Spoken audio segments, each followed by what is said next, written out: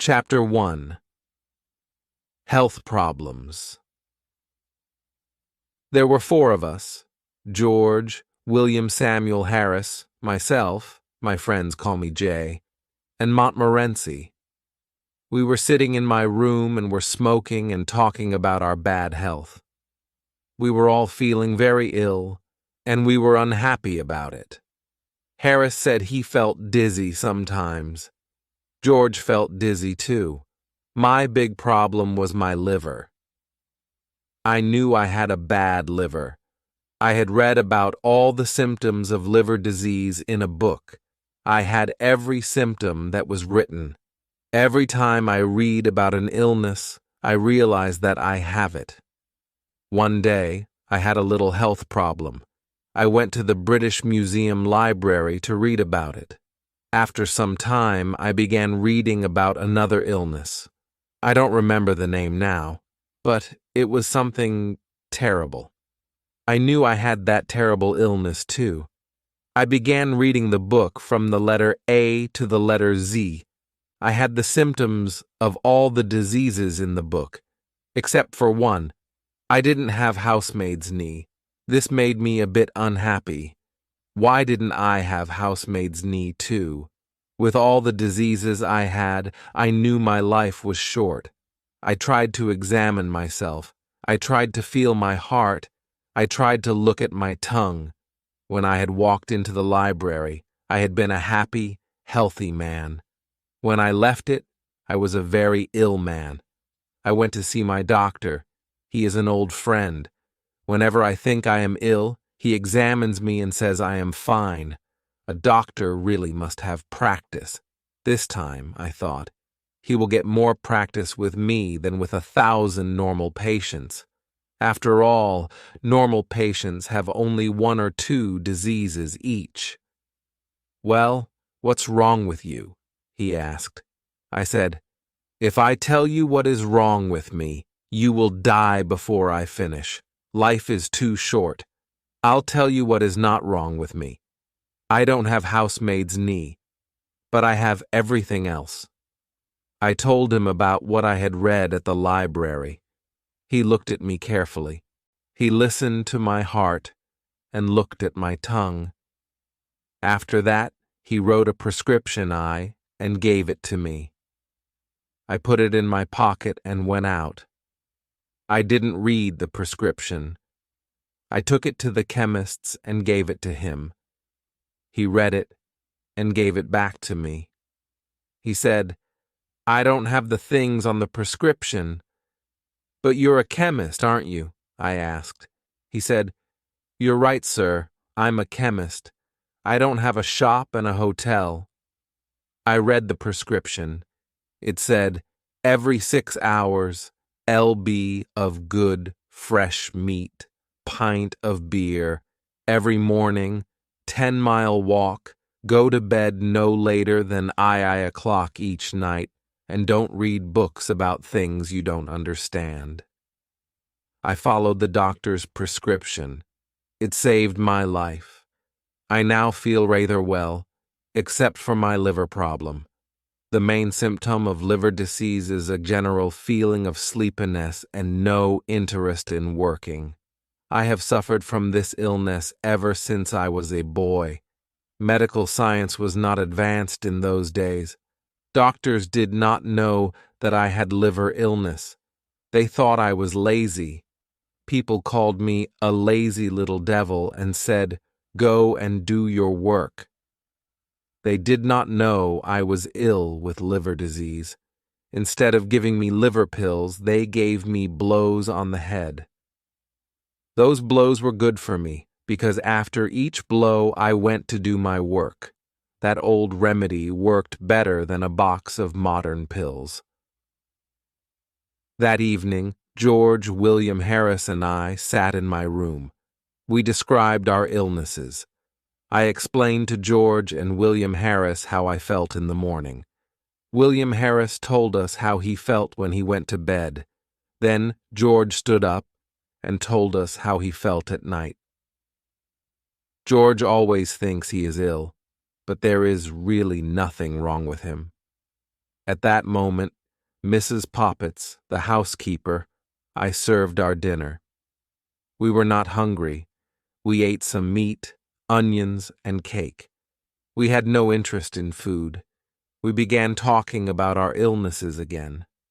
We all knew that our illnesses were caused by too much work. "We need a rest," said Harris. "A rest and a change," George added. "Our minds are tired from too much work. We must rest our minds." "Let's go to the countryside," I said. "We'll find a nice, quiet place with no people." Harris said, "Oh, how boring! In the country, everyone goes to bed at 8 o'clock. You can't even find a newspaper. If you want a rest and a change, then the best place is the sea." "What a terrible idea," I said. "A sea trip gives you seasickness. Who wants a whole week of seasickness? You leave on Monday and you're feeling well. On Tuesday you feel worse. Then on Wednesday you're really sick. On Thursday and Friday you're almost dead. On Saturday you can finally drink a few teaspoons of tea. On Sunday you can walk again and eat some food. Then on Monday you're happy because it's time to get off the boat." So George said, "Let's go up the river. We'll have fresh air and quiet on the river. The hard work on the boat will make us hungry, so we'll enjoy our food. We'll be so tired at the end of the day that we'll sleep well." Harris said, "You don't have any trouble sleeping, George. There are only 24 hours in the day, and you sleep most of that time. If you sleep any more, you're dead.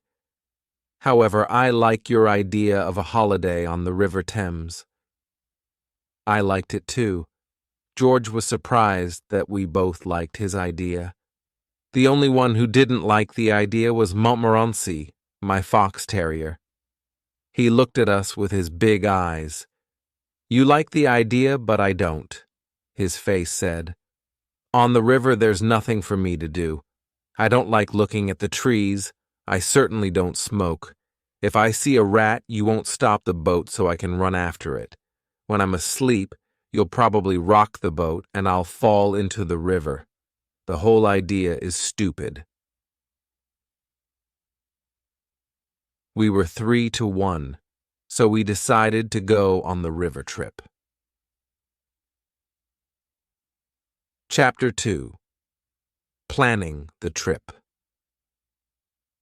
We looked at the maps and we discussed plans. We decided to start from Kingston the following Saturday. "Harris, you and I will go to get the boat at Kingston," I said. "Then we'll take it up the river to Chertsey, where we'll meet George. George works in the city until the afternoon.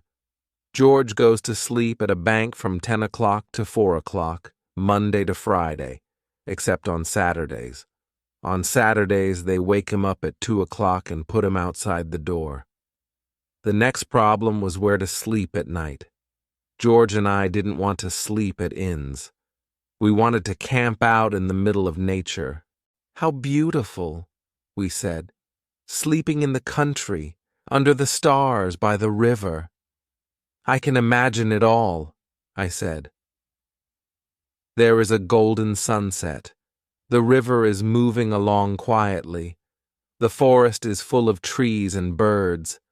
The grass around us is green, and little flowers grow here and there. Soon it is dark. We row our boat into a quiet corner on the river. We put up our tent and cook a simple, healthy meal. We all sit around a warm fire and eat our meal. We look up and see the moon and the stars. Then we sit in silence. How wonderful this is. We go to bed, and then we dream under the stars.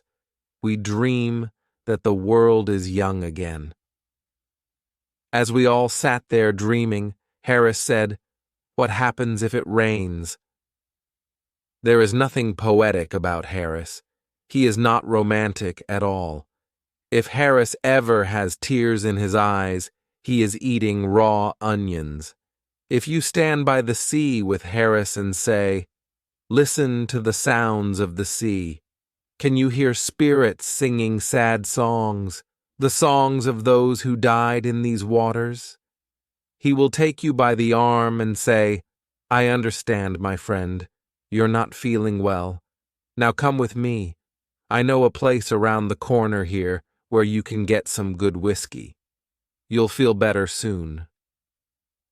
Harris always knows where you can find a good whiskey. Harris was right about camping out when it rains.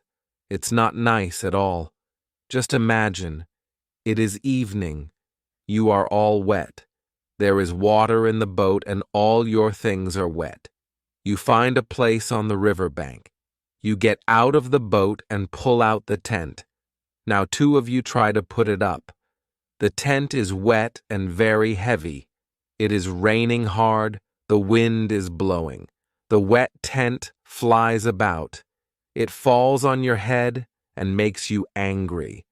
It is difficult to put up a tent in good weather. It is impossible to do so in wet weather. The other man is of no help at all. He is a complete fool. The wind continues to blow and the rain continues to fall. You look at the other man and say, "What are you doing with your side of the tent?" "What are you doing?" he answers. "Don't pull on your side," you shout. "I didn't pull. You pulled," he shouts. "You're doing everything wrong," you shout. "What?" he shouts. "I can't hear you." "You don't know how to put up a tent. We'll never put up this tent," you say. At this point, the third man has pulled the boat out of the water. He is completely wet. He wants to know why the tent isn't up yet. Everyone is wet and angry. Harris was right. Camping out in rainy weather is not a good idea. We decided to camp out in good weather and sleep at an inn or a hotel in bad weather. Montmorency agreed with this decision. He likes inns and hotels. Montmorency doesn't like the quiet life. He prefers noise and confusion. He looks like a good, well-behaved dog. But he's not. When you look at Montmorency, you see an angel from paradise in the form of a small fox terrier. You think he is a sweet, gentle little dog. When old ladies and gentlemen look at him, tears come to their eyes. When he killed 12 chickens, and I paid for them, I changed my opinion of Montmorency. In 1 year, he had 114 street fights with other dogs. An angry woman brought me her dead cat and called me a murderer. Montmorency loves to join the worst dogs. He then takes them around town to fight other dogs. This is his idea of a happy life. Chapter 3 Packing. The following evening, we met again to discuss our plans. Harris said, "Now, we must decide what to take with us. You get a piece of paper, Jay, and you get a pencil, George. I'll write the list." Harris is always like this. He tells everyone what to do, and he does nothing. My old Uncle Podger was just like Harris. When Uncle Podger did a job, everybody in the house helped. One day, Uncle Podger bought a picture. Aunt Podger asked, "Where can we put this picture?" "Leave it to me. Don't worry about it. I'll do it all," Uncle Podger said. He sent one of the girls to buy the nails. Then, he sent one of the boys to tell her the size of the nails. He sent Bill to get the hammer, and he sent Tom to get the ruler. "Now get me a kitchen chair, Jim. I need 2 people to hold the chair. Maria, come here and hold the light. Tom, come here and give me the nail." He finally had the nail in his hand, but it fell on the floor. Everyone looked everywhere for the nail.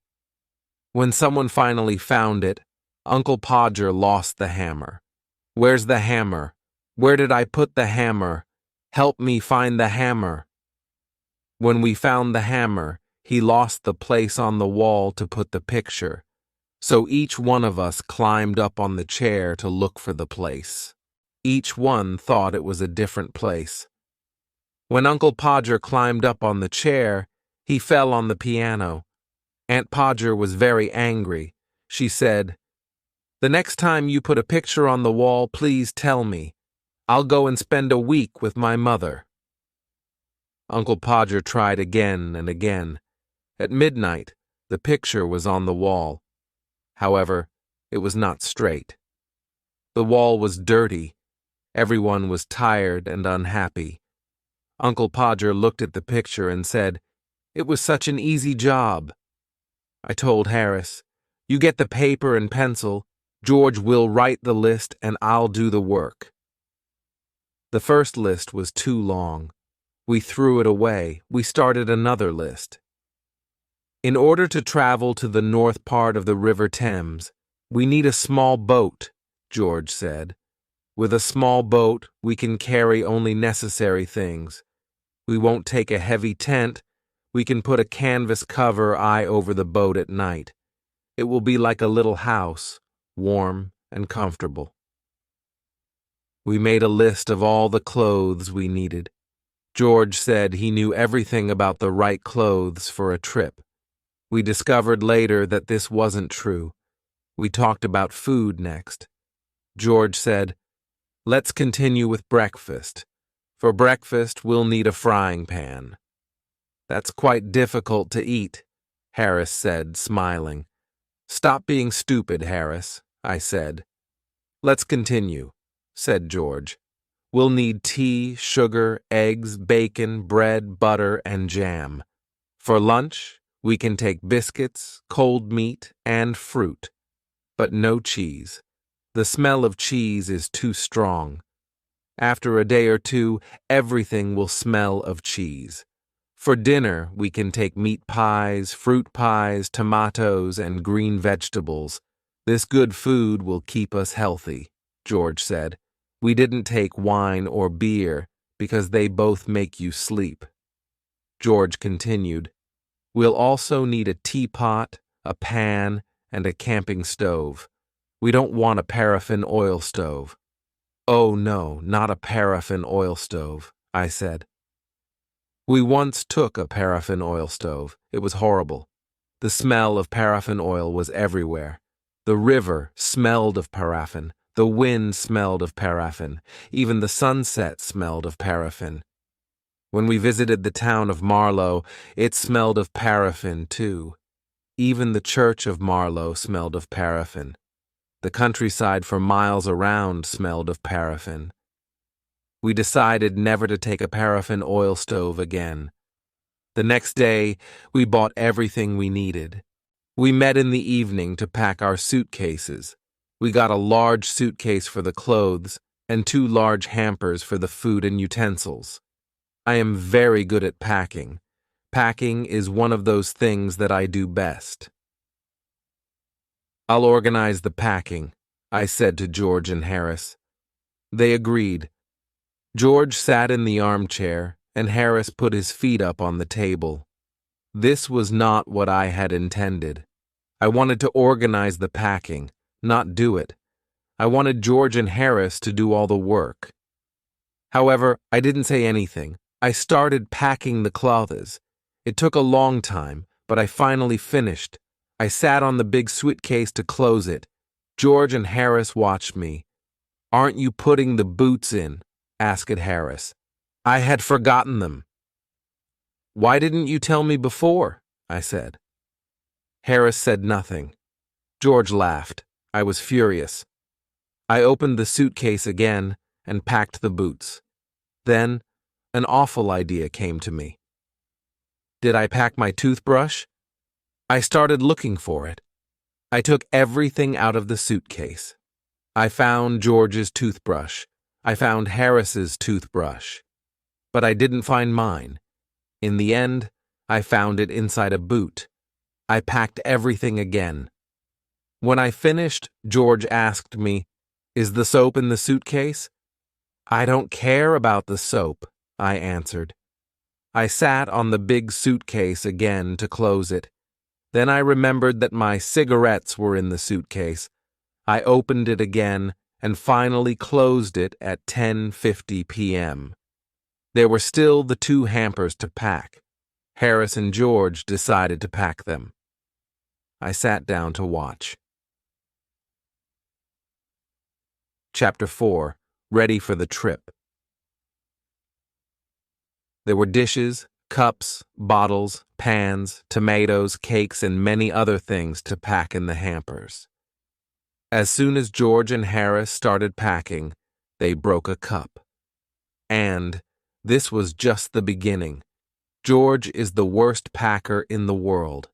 When George dies, Harris will be the worst packer in the world. They walked on things and broke them. Harris put a big jar of jam on top of a tomato and crushed it. George stepped on a big packet of butter, and Harris sat on it. Soon there was butter everywhere. They packed the pies in the hamper. Then they put heavy things on top of them. The pies were crushed, just like the tomato. In the middle of all of this, there was Montmorency, of course. He put his leg in the sugar, and soon there was sugar everywhere. He ran away with the teaspoons. He pretended that the lemons were rats and killed 3 of them. This was Montmorency's idea of fun. At 1 in the morning, the packing was finished. We were ready for bed. George said, "What time shall I wake you up?" Harris said, 7 o'clock. I said, 6 o'clock. "Wake us up at 6:30, George," we said. It was Mrs. Poppets who woke me up the next morning. "Do you know that it's nearly 9 o'clock?" "What?" I shouted as I jumped out of bed. I woke up Harris and George. We began to get ready, and we remembered that we had packed our toothbrushes, so we went to get them out of the suitcase. This was not an easy job. At last, we were ready to eat breakfast. While we ate breakfast, George read the newspaper. He told us about the people killed on the river and about the bad weather report. George went to work, and Harris and I finished our breakfast. That morning, Montmorency invited 2 of his friends to the house. They fought most of the time. When we were finally ready, we carried our luggage to the road. We waited 20 minutes for a taxi. Taxis usually come every 3 minutes. A crowd of people was watching us. They looked at us, at Montmorency, and at Montmorency's friends. They looked at all our luggage, a big suitcase, a small bag, 2 big hampers, some pans, some umbrellas, 5 coats and raincoats. At Waterloo Station, we took the 11:05 train to Kingston. At Kingston, our boat was waiting for us below the bridge. Harris and I put our luggage in it. We got on the boat happily, but Montmorency was worried. Harris took the oars, and we started our 2-week trip on the River Thames. Harris was wearing a red and orange blazer. It was a beautiful, sunny day. We were enjoying the first moments of our holiday. When we passed Hampton Court Palace, Harris asked, "Have you ever visited the maze here?" He said he had gone into the maze once to show a friend. He studied a map of the maze before going in. He knew it was very easy to get out again. Harris said to his friend, "We'll go in and walk around for 10 minutes. Then we'll come out and have lunch. It's very easy. Take the first turn to the right each time." In the maze, they met some people who had been there for 45 minutes. They wanted to get out because they were lost. Harris said, "Follow me. I'm going out in 10 minutes." The people thanked him and started following him. Other people began following Harris too. Some of them were worried and afraid. He continued turning to the right, but he was still in the maze. Harris got lost. The people were angry with him. They all started calling for help. A young keeper 4 heard them and came to help, but he got lost too. Finally, the old keeper came back from lunch. He let the people out. Everyone was tired and angry. Harris said, "Let's ask George to try the maze on our return trip." "Not a bad idea," I said. When we passed Molasay Lock, we were the only boat in the big lock. Usually, the lock is a very busy place. On Sundays, there are boats everywhere. People like the river and the sun. It's such a beautiful picture. The river, the trees, the flowers, and the people in their colorful clothes. At Hampton, Harris wanted to stop the boat and have a look at the church. I don't like visiting churches, but Harris loves it. I came on the trip only because I wanted to visit Hampton Church. You know, I love churches, churchyards, and tombs. The idea of not seeing Hampton Church with Mrs. Thomas's tomb makes me angry. "Who is Mrs. Thomas?" I asked. "I don't know, but she has a strange tomb," I said. "We must be at Shepperton at 5 o'clock to meet George." Harris said, "George? Why can't George be here to do some work? Why doesn't he help us with this heavy boat? What does he do at the bank? He sits behind a piece of glass all day and does nothing. I work. Why doesn't he work? I'm going to have a drink." "There are no pubs near here. The nearest pub is far away," I said. "What? We'll all die of thirst. No pubs." "If you're thirsty, we have water in the boat," I said. "Water! Water makes people ill," he said.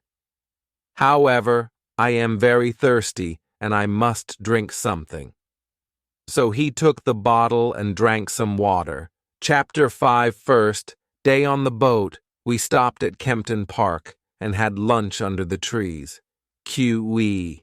Good food always calms Harris. We reached Sunbury Lock at 3:30. We then went to Walton, which is a historical town. Julius Caesar stayed there with his soldiers. Queen Elizabeth I stayed there too. You can never escape from that woman. She was everywhere. Next, we came to Halliford and Shepperton. There is a tomb in the Shepperton churchyard with a poem on it. I was afraid Harris wanted to stop and visit it. I saw him looking at the church as we passed near it, so I moved the boat suddenly, and Harris's cap fell into the water.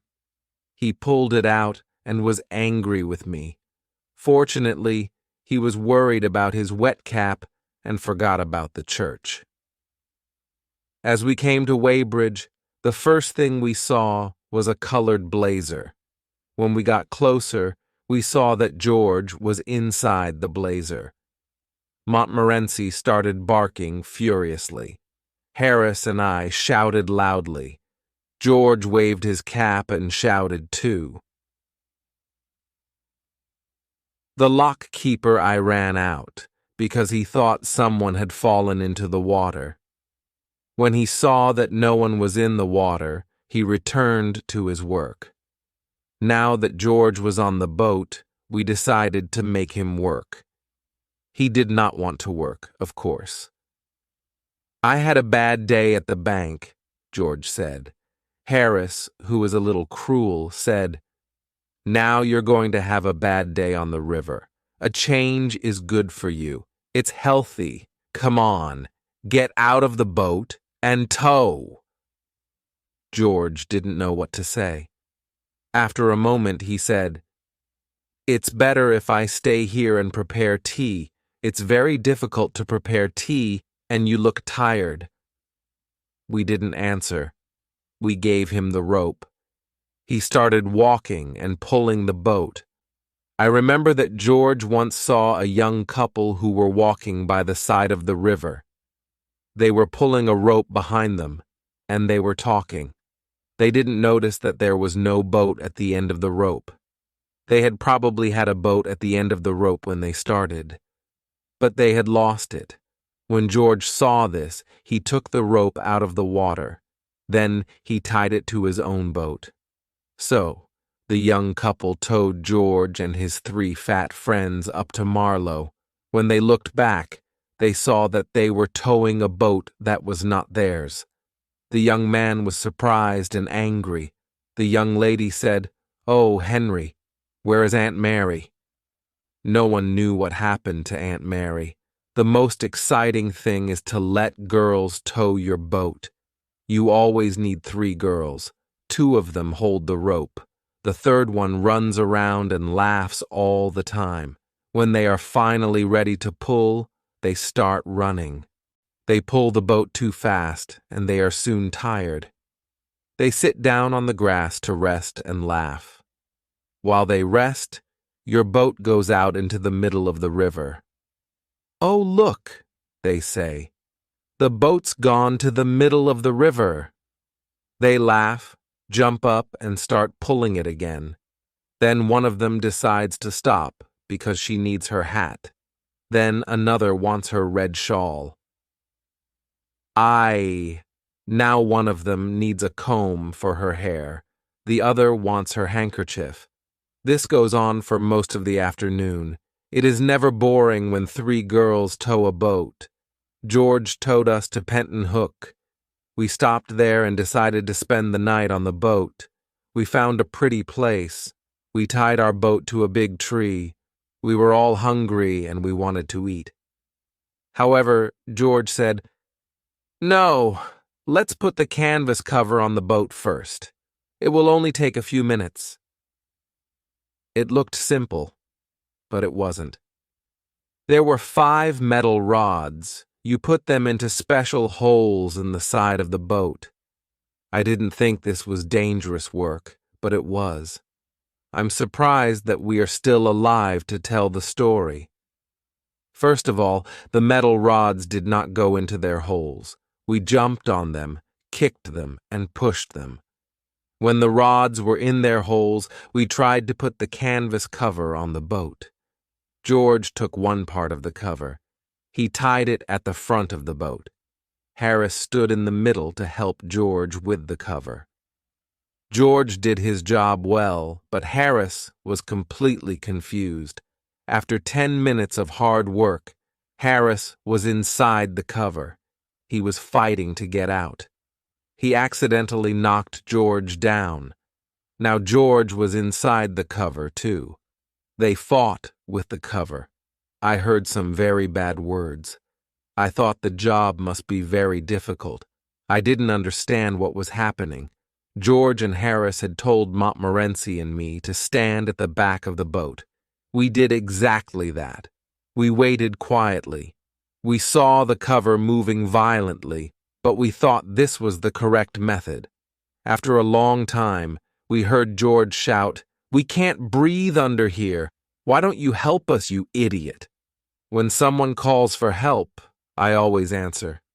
I went to help them. Poor Harris. His face was almost black. Chapter 6. Harris makes scrambled eggs. As soon as the cover was in place, we started to prepare supper. We wanted some hot water to make tea. We put the tea kettle on the stove.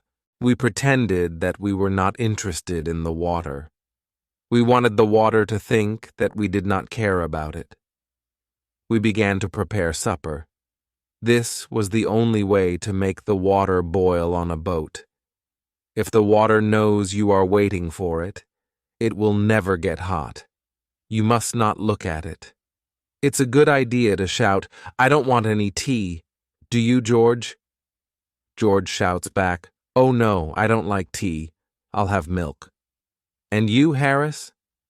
"Tea is terrible. I never drink it. I'll have lemonade." This makes the water very angry. At this point, the water will boil. We really wanted that supper. We needed that supper. For 35 minutes, nobody spoke. We just ate and ate. Finally, we all had full stomachs, and we were happy. A full stomach makes you feel kind and generous. We sat and smiled at each other. We smiled at Montmorency, too. We started smoking our pipes and began to talk. We went to bed at 10 o'clock. I didn't sleep well. I wasn't comfortable in the boat. I woke up at 6 o'clock the next morning, and George did too. There was no reason to wake up so early. We were on holiday. Why did we wake up so early? It never happens to us when we're working. We decided to wake up Harris. This was hard work. We used an oar to help us. Harris moved a bit and said, "I'll be downstairs in a minute. Get my best boots ready, please." We tried again with a boat hook. Harris sat up suddenly, and Montmorency fell off the bed. We pulled up the canvas cover, and all four of us looked out at the river. We were very cold. We had planned to go swimming, but the water looked so cold and wet. "Well, who's going swimming first?" asked Harris. No one wanted to be first. George decided to get dressed. Montmorency barked with horror at the idea. Harris went to look for his trousers. I decided to go to the river bank and throw some water on myself. I held on to the branch of a tree as I moved to the water. It was very cold, and I decided not to go in. I wanted to go back to the boat. But suddenly, the branch of the tree broke. I fell into the river along with my towel. I also drank about a bottle of Thames water. "Good heavens, old Jay is in the water," Harris said. "How's the water?" George asked. "It's lovely," I answered. "Why don't you come in?" Nobody wanted to try the water. When I got back to the boat, I was very cold. I wanted to put on my shirt, but it fell into the river. This made me angry. George started laughing. "I don't see anything to laugh at," I said. George laughed even more. I never saw a man laugh so much. I was cold and furious. I was trying to get my shirt out of the river. George was laughing louder and louder. "Stop laughing, you stupid idiot," I shouted. When I finally pulled the shirt out of the river, I saw that it wasn't mine. It was George's shirt. I started laughing, too. I laughed so much that I dropped the shirt into the river again. "Aren't you going to get it out?" said George, who continued laughing. I didn't answer him for a while because I was laughing so much. At last I said, "It isn't my shirt. It's yours." I never saw a man's face change so quickly. "What?" he shouted. "You donkey, why can't you be careful with things? Why don't you go and get dressed on the river bank? People like you don't know how to live on a boat." I tried to tell him how funny it was, but he didn't understand. George is a little slow at understanding a joke sometimes. Harris said, "I'm cooking scrambled eggs for breakfast this morning. Once people try my scrambled eggs, they always want them." He was quite famous for his scrambled eggs. George and I got the stove and the frying pan ready. Then we looked for the eggs that weren't broken. We found only 6 of them. "Now you can start," we said. Breaking the eggs was difficult for Harris. The eggs got on his trousers and went up his arms. He put 6 eggs into the frying pan. Then he sat down by the stove and mixed them with a fork. George and I saw that it was difficult work. Harris often burnt his fingers. Then he danced around the stove. He waved his hands in the air and shouted. George and I thought that this was an important part of his cooking method. We didn't know what scrambled eggs were. We thought they were some sort of red Indian food, and to cook them correctly, it was necessary to do special dances with magic words. Montmorency went to put his nose over the frying pan once and burnt himself. He too began dancing around and barking. It was interesting and exciting to watch this show. George and I were sorry when it was finished. When the scrambled eggs were ready, there was very little to eat. 6 eggs had gone into the pan, but all that came out was a teaspoonful of burnt eggs. "The problem is the frying pan," Harris said. "I need another type of pan and another stove." We decided not to try scrambled eggs again until Harris had the right pan and stove. Chapter 7. The Laughing Tin. When we finished breakfast, the sun was up and it was a warm morning. I sat on the river bank near Runnymede. I thought about King John, who signed the Magna Carta at Runnymede in II-5. What a great moment in English history. I imagined the scene. George came over and said, "When you finish resting and dreaming, please help me wash the dishes and other things." I cleaned the frying pan with some grass and with George's wet shirt. Later on, we went to Magna Carta Island. We saw the stone where the Magna Carta was signed. In this area, King Henry VIII met with his sweetheart, Anne Boleyn. I am certain that King Henry VIII met Anne Boleyn in several other places too. We continued slowly up the river and stopped for lunch near Monkey Island. We had cold meat for lunch. "Where's the mustard?" I asked. "The mustard?" Harris said. We had forgotten to bring the mustard. At that moment, we all wanted mustard more than anything in the world. "How boring life is without mustard," said George. We ate our cold meat in silence. We thought about the happy days of childhood when there was lots of mustard on the table. The adult world can be a cruel place. All 3 of us loved tinned fruit. George brought out a tin of pineapple. This was perfect to make us forget the mustard. We felt that life was smiling at us again. "Look at the picture on the tin," said Harris. "Ah, I can't wait," I said. "I'm dreaming about the sweet juice," George said. Harris got a spoon ready. Then we looked for the tin opener. We took everything out of the 2 hampers. We took everything out of the bag. We looked in every corner of the boat. There was no tin opener. Harris tried to open the tin with a little knife, and he cut himself. George tried to open it with a pair of scissors. The scissors flew up and almost cut his eye. I tried to open it with a piece of metal. I did something wrong, because I fell into the river. The tin flew away and broke a teacup. Then we all got angry. I started hitting the tin with a piece of wood. Harris hit the tin, and so did George. We changed its shape. We made it square. We made it round. Then we made it flat. But we still couldn't open it. The tin looked at us and seemed to be laughing. It was ugly, and it frightened us. I threw it in the river. Then we rowed away and didn't stop until we reached Maidenhead. It was evening, and a strong wind started blowing.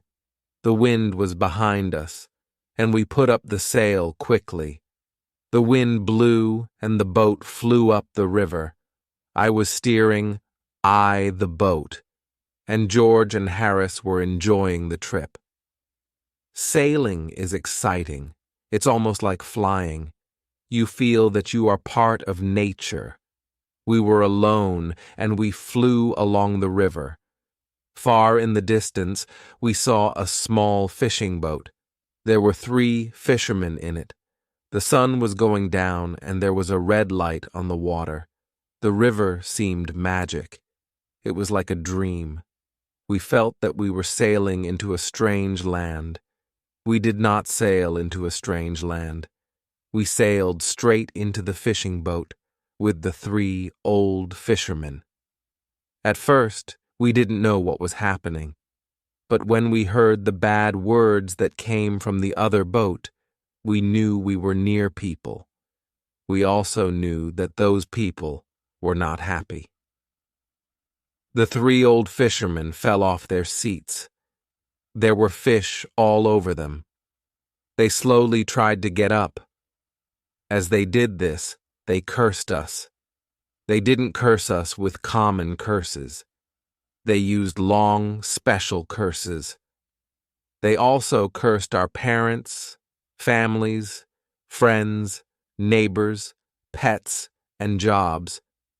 These curses were for the present and the future.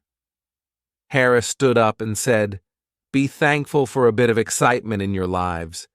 Your lives must be so boring, just sitting and fishing all day. My friends and I are very unhappy to hear men of your age use such bad words." The 3 old men did not agree with Harris. "I'll steer the boat now, Jay," said George. "An intelligent man like you must do better things. Leave the steering to me before we all drown." Chapter 8. Montmorency Meets a Cat. At Marlow, we left our boat by the bridge. We spent the night at the Crown Hotel. The next morning we went swimming before breakfast. On the way back, Montmorency met a cat. Montmorency and I don't agree on cats. I like cats. Montmorency doesn't. When I meet a cat, I stop and say hello. I pet it gently. The cat is happy, and I am too. When Montmorency meets a cat, the whole street knows about it. A lot of bad words fly through the air. As soon as Montmorency saw the cat, he barked with happiness. The cat was walking slowly across the street. Montmorency ran after the cat. But the cat didn't run. He didn't understand that his life was in danger. This cat was big and black. It had half a tail, half a nose, and only 1 ear. It was a clever street cat. Montmorency is a courageous dog, but the cold eyes of that cat terrified him. The cat stopped in the middle of the road and looked at Montmorency. Neither spoke, but the conversation was probably like this. "Cat, yes. You want me? Can I do anything for you?" Montmorency, No thanks." Cat, "If you really want something, please tell me." Montmorency, walking backwards, "Oh no, not at all. Don't disturb yourself. I'm afraid I made a mistake. I thought I knew you. Sorry I disturbed you." Cat, "Not at all. It's a pleasure. Are you sure you don't want anything now?" Montmorency, still walking backwards, "No, thanks. Nothing at all, thanks." "Very kind of you." "Good morning." Cat, "Good morning." The cat got up and walked away. Montmorency came back and followed us quietly. He was silent all day long. To this day, if you say the word cats to Montmorency, he'll stop walking. Then he'll look up at you, as if to say, "Please don't."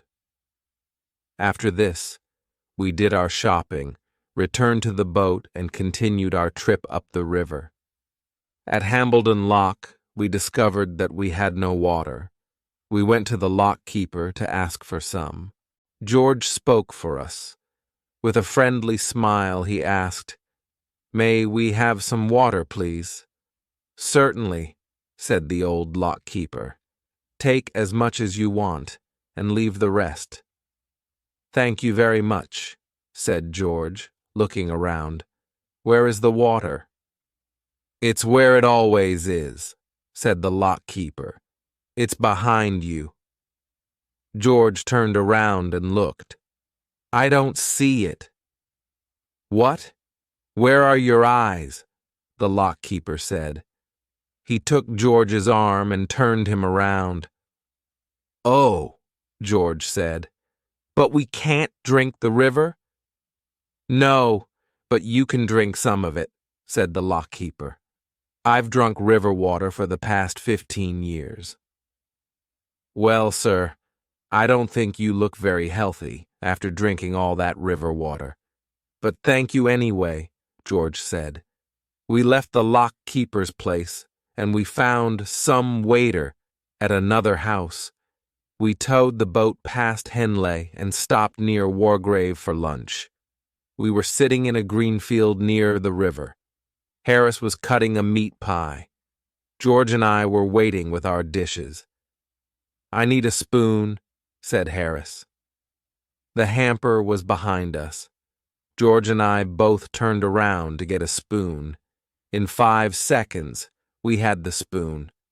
When we turned back, Harris and the meat pie were gone, disappeared. It was a wide open field.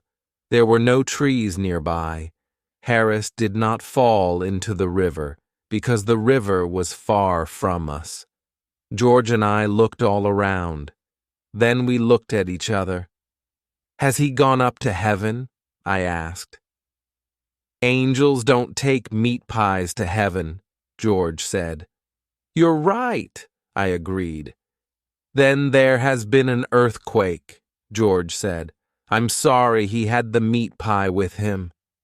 Sadly, we looked at the place where Harris and the meat pie were sitting. Then, with horror, we saw Harris's head, only his head. It was in the grass. His face was red and furious. George was the first to speak. Say something. Are you dead or alive? Where is your body? Oh, don't be an idiot, Harris shouted. I think you made this happen. You told me to sit there. It's your stupid joke. Here, take the pie. Harris didn't know it, but he had been sitting next to a big hole. The long grass covered it. He fell into the deep hole without knowing anything. At first, he thought that it was the end of the world. Harris still thinks that George and I planned it all. Chapter 9. Fighting Swans. After lunch, a gentle wind pushed us up the river past Wargrave and Shiplake. We got out of the boat at Sunning and walked around the village. Sunning is a lovely village. Everything is clean and beautiful. Each house is covered with roses. We decided to return to one of the Shiplake Islands to spend the night.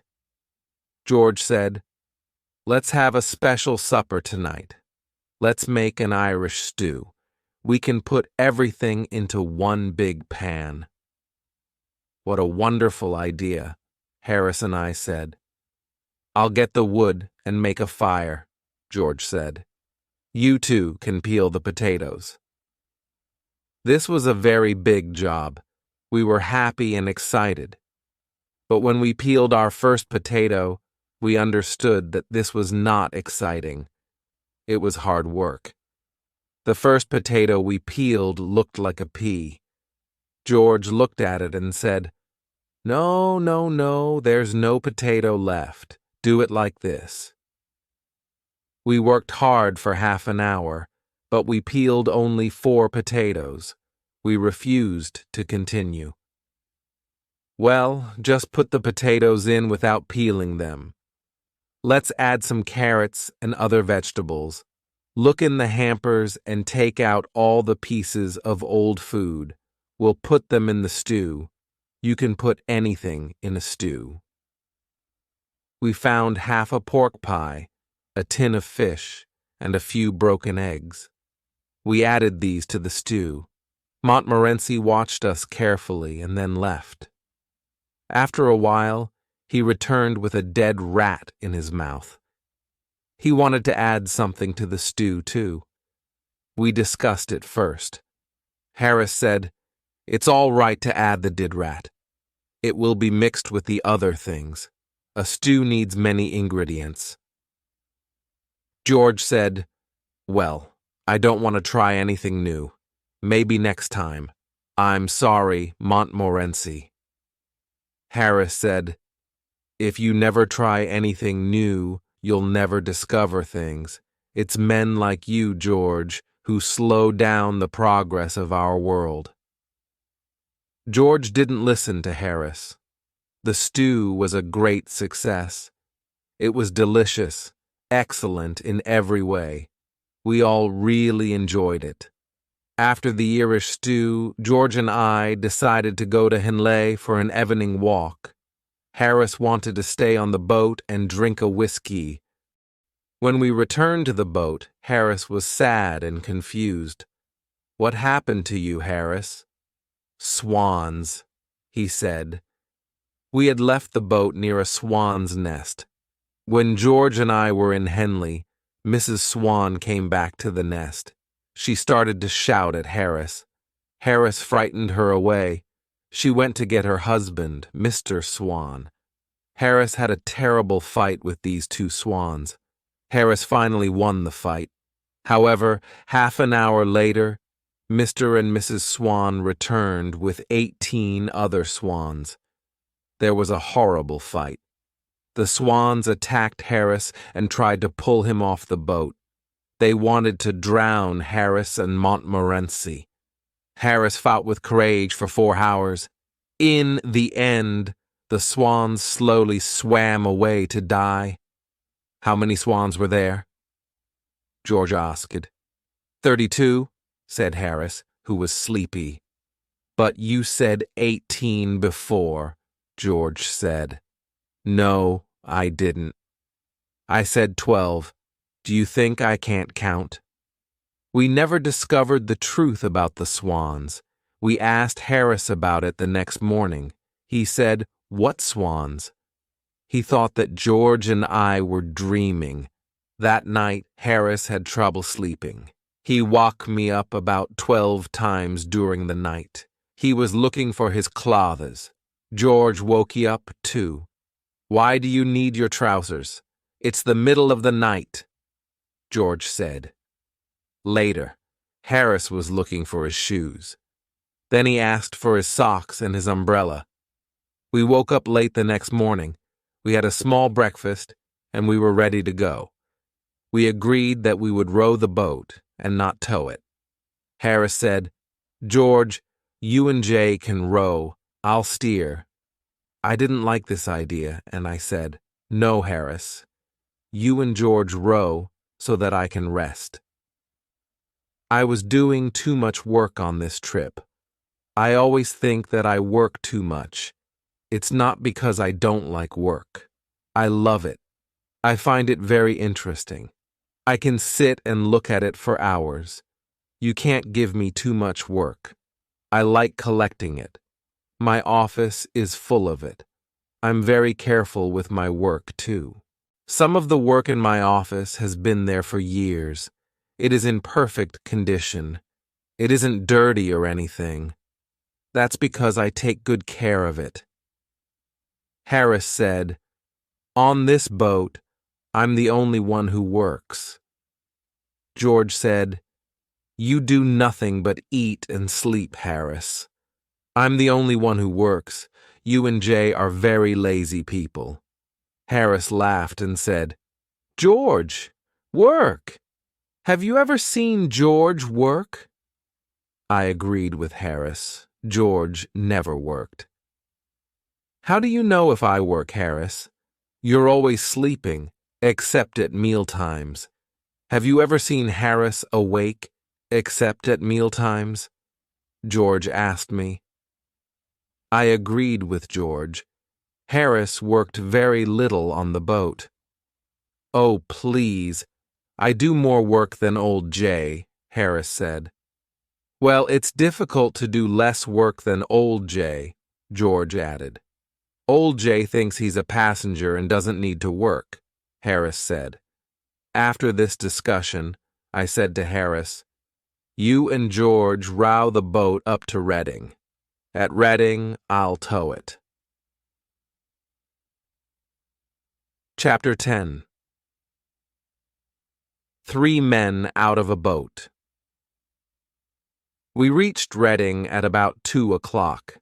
The river here is very dirty, so we moved on to Streatley. We stayed at Streatley for 2 days. We took our clothes to a laundrywoman. We had tried to wash them in the river, as George told us. The river was so dirty that our clothes collected all the dirt from the water.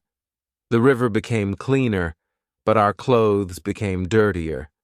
The laundrywoman was very surprised to see such dirty clothes. She looked at them and said, "This will cost you 3 times the usual price." We agreed and paid her. The river near Streatley and Goring is excellent for fishing.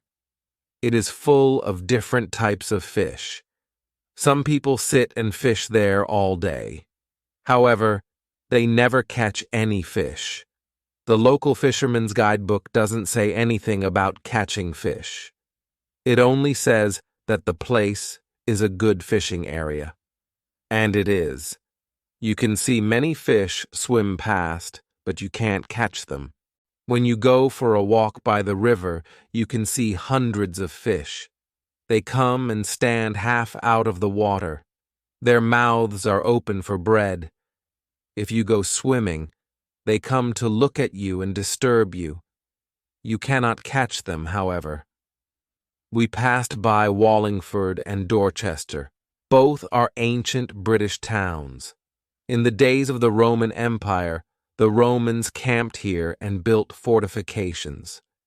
We spent the night at Clifton Hampton, which is a pretty village. We finally arrived at Oxford and spent 2 excellent days there. Oxford is a beautiful town with its old university. Oxford is also full of dogs. Montmorency was very happy. He had 11 dog fights on the first day and 14 on the second day. He probably thought he was in heaven. We left Oxford on the 3rd day to return home to London. When we left Oxford, it was raining. The rain continued without stopping. When it's sunny, the river is a dream. But when it's rainy, the river is brown and unfriendly. It rained all day. At first, we pretended to enjoy it. Well, this is a nice change. Too much sunshine is boring. Nature is beautiful even when it rains, I said. Yes, Harris said. It's good to see the river in all kinds of weather. The rain is good for you. I can't understand people who are afraid of a little rain. Harris and I sang songs and we were quite happy. George did not agree. He stayed under the umbrella. We put up the canvas cover before lunch. We left a little opening to see where we were going. We continued our trip for another 9 miles. We stopped for the night at Day's Lock. We did not have a happy evening. The rain never stopped. Supper was not good. We were really tired of cold meat. We dreamt about our favorite foods. Harris talked about fish cooked in a special sauce. Harris gave his cold meat to Montmorency. He looked at it and turned his head. He seemed insulted by Harris's offer. He went to sit at the other side of the boat alone. George said, "Please don't talk about good food until I finish this cold meat." We played cards after supper. After that, we had some hot water and whiskey. George told us about a man he knew. This man had slept on the river in a wet boat like ours. He got very ill and died 10 days later. Of course, we began talking about other illnesses. After a while, Harris said, I've got an awful headache. It must be the rain. Well, I've got a bad backache, I said. To make us feel happier, George sang to us. That made Harris and I cry, and it made Montmorency howl. There was nothing else to do, so we went to bed. We didn't sleep well at all. We were awake at 5 o'clock the next morning. Our second rainy day was the same as the first. It rained all day. We moved slowly along the river. We agreed to continue our trip, even if it killed us. It's only 2 more days, Harris said. We're young and healthy. Maybe we'll be all right. We talked about our evening. With this weather, we can have dinner and take a walk in the rain. Or we can have dinner and spend an hour in a pub, I said. That's not very exciting, said George. It's much more interesting to go to the Alhambra Theatre in London, said Harris. And then have supper at that little French restaurant, I added. But we have decided to stay and die on this boat, said George. However, there's a train that leaves Pangbourne after 5 o'clock. It gets to London in time to eat something and then go to the theater. Everyone was silent. We didn't say one word. We looked at one another. Then we got out the big bag and got our clothes ready. 20 minutes later, 3 men and a dog were going to the railway station. We lied to the boatman at Pangbourne. We didn't have the courage to tell him the truth. We were running away from the rain. We asked him to take care of the boat until the next morning. If something happens, we'll write to you, we said, telling him a big lie. We reached Paddington Station at 7 o'clock. We went directly to the restaurant and had a small meal. Montmorency stayed at the restaurant while we went to the theater. We'll return at 10:30 for the dog and for a good supper, I told the restaurant owner. The man at the ticket office of the theater said, "Oh, you're the famous acrobats from the Himalaya Mountains. You're late for the performance. Please use the side door." We explained to him that we were not acrobats. He understood and sold us 3 tickets. Our clothes probably looked a bit old and strange. At the Alhambra Theatre, everyone looked at our clothes and smiled. Some people laughed. After the theater, we went back to the restaurant. We enjoyed our delicious supper. After 10 days of eating cold meat, we were thankful for this supper. We ate it without speaking. Then we sat back and felt happy and kind. Harris, who was sitting next to the window, pulled back the curtain. He looked at the wet street. It was rainy and dark. The wind was blowing. A few people walked past under their umbrellas. Harris took his glass and said, "Well, we had a good trip, and I say thank you to old Father Thames. But I think we were right to come back when we did. Here's to 3 men well out of a boat." Montmorency stood on his back legs in front of the window. He looked at the wet night and gave a short bark of agreement. The end.